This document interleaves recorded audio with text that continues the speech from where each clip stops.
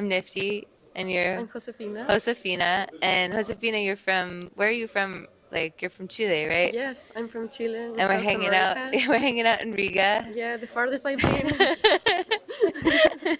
It's Long flight.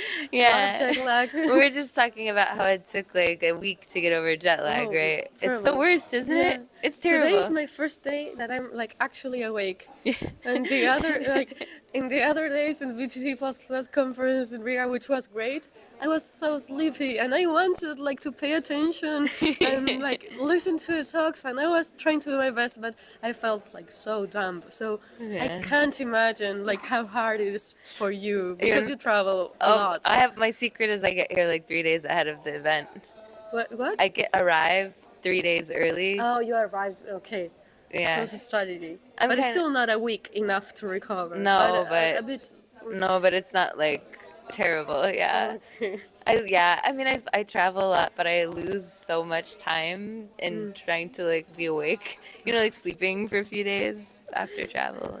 Yeah. It must be hard. So you came here to Bitcoin Plus Plus. Was this your first Bitcoin Plus Plus here in Riga? No, No. no. First Bitcoin Plus in Riga, yes. Yes.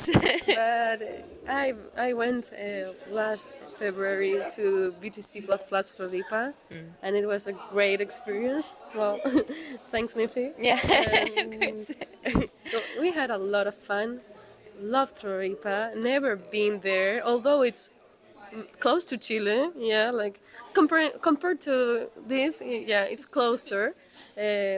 Loved Floripa and the experience of the Bitcoin conference and the Dev Bitcoin conference, like really focused on developers, because I had been in other Bitcoin conferences, but like having a Bitcoin conference where every talk interested me was great. Yeah, and that was, so you got into Bitcoin development the November before, so last year through the Bitcoin for Open Source project, right? Yeah, Okay. yeah. Can you tell me about the experience of like, how did you find out about that program? Like, what were you working on before you got into Bitcoin development stuff?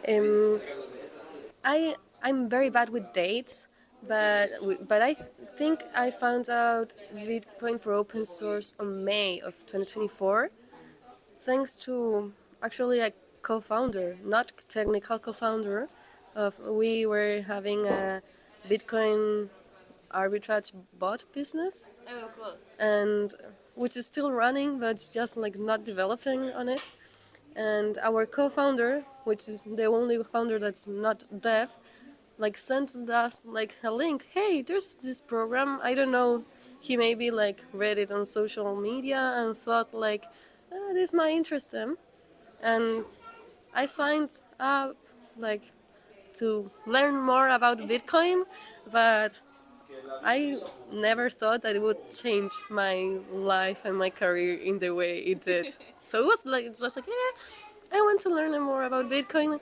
I already know about Bitcoin, but not in a technical level. So it would be like really cool to know more on how it works. And yeah, a lot has changed since the first form that I filled. And when did you fill that form out? Yeah, I think that in May of 2024. So just over a year ago. Yeah, Okay. yeah. And now a year later. So you filled out the form. What was the process of getting into Bitcoin for open source? Like you filled out the form, did you have to do an interview? I like answered some questions about like how to use Git and like that stuff. Okay. And then they sent me like an email like you are in, and I started. I was like, oh great, because I think there was like another path that you had like to make like some code challenges if you didn't fill up that form and it didn't go well, but and then they started like doing like attending 2 classes, and then we had like a code challenges. Okay, code challenges. Yeah, like I don't know, making a multisig or sending some Bitcoin like through Bitcoin CLI. But CLI, I said CLI, but CLI it's like it's written in Spanish. Yeah, so like then we did those code challenges, and after that there was like a period of time where you had like to choose an open source project. Okay. And I then started looking at, I'm Ruby on Rails developer, Okay. and with and front end part TypeScript, but when you search for Bitcoin open source projects, you see like Rust, C++, like a few of them in Python, and I found Mostro, which front end was made in TypeScript and in using Vue.js framework, which I already used before. So I got into that project, like because of the stack, but also because I think the Monster team is doing a cool thing, just like building peer-to-peer exchange. Yeah, it's really important.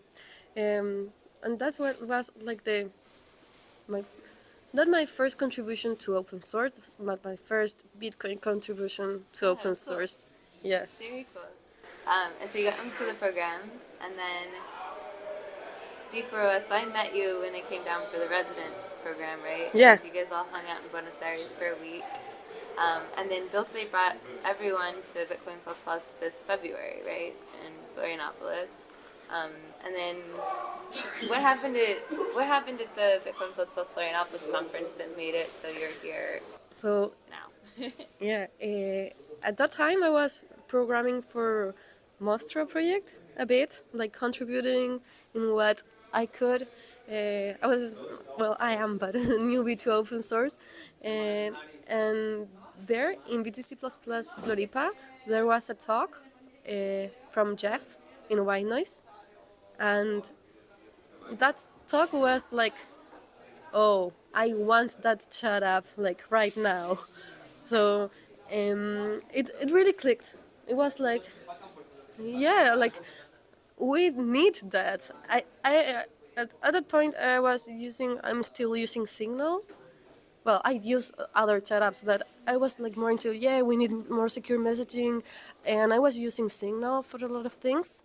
But I didn't know like how fragile the system was, and that is like, okay, Signal is great, but what if we don't have Signal anymore?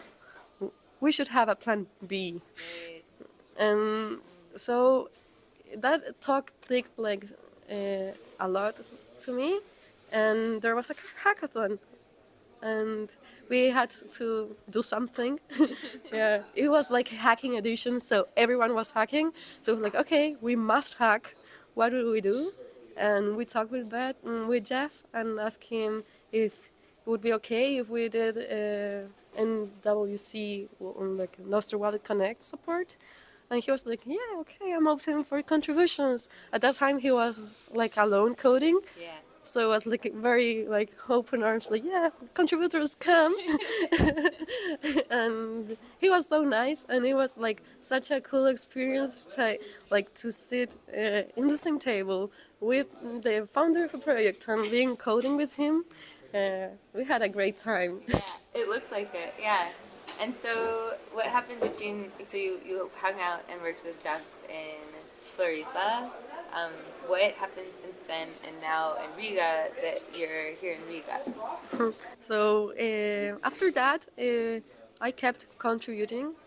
Bitcoin for open source helped a lot because I had my other job, so I coded more in free time or like part time ish, like trying. But it's hard to contribute it in open source and at the same time you have to do your other job.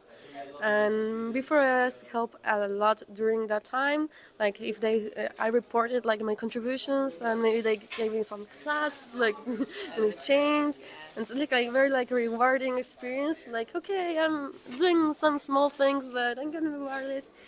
And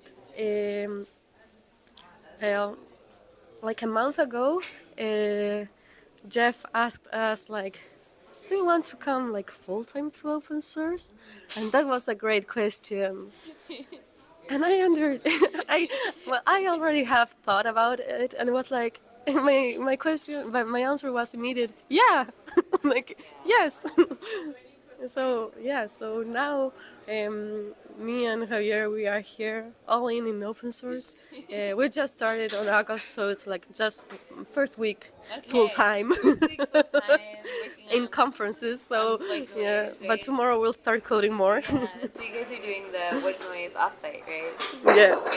So you're here with the white noise team. Yeah. How many people are in the white noise team now? Now currently 10. There's 10 of you. Yeah. Wow. That's Yeah. really cool. There yeah, I guess 10. There two plus Jeff in Rust developers on the Rust side, and in the Flutter side 4, counting me. And there's also Max and like product design. Yeah. So yeah, 10 people, which is quite a lot. If you think that in Floripa it was 1. Jeff 10x. He seems very excited. Yeah, 10x. Because the Bitcoin Plus Plus is a 10x for your project. Yeah. Source project. Yeah, you can say that. Yeah. Yeah, that's cool. Very cool. That's an awesome story. We're really excited. You're going to be back at Bitcoin Plus Plus. It sounds like we're going to be back in Brazil. Yeah, for in sure. February. Yeah, So we'll see you there yeah. for sure. We're coming for Floripa Plus Plus. Yeah, Yeah, of course. definitely. Yeah, me too. Me too. Great experience. And go. Yeah, I think this time we're gonna have an exploits edition. Oh, exploits? Yeah. Oh, that's cool. Yeah, so it should be really fun, and hopefully we'll have new Bitcoin for open source students there, along with the white noise team. So, very exciting. Is there anything that, for any people that are watching this, any advice you'd want to get someone who's like trying to get into Bitcoin, or that wants to find out more about what you're working on? I would say like if you are interested in going contributing to Bitcoin open source, join the B4S program. Like I was so lucky to get into it on that forum, so search about it. Go to Bitcoin conferences, especially btcplusplus, because it's a developer focused conference. So if you're a developer, that's the way to start. And yeah, start to contribute, and magically sats will come in return. So you gotta do a bit of proof of work by working for free, but you'll get paid someday. Really, you gotta trust the process. Yeah, it works. Cool. All right, well, thank you so much for your time, Josefina. Thanks to you, Nifty.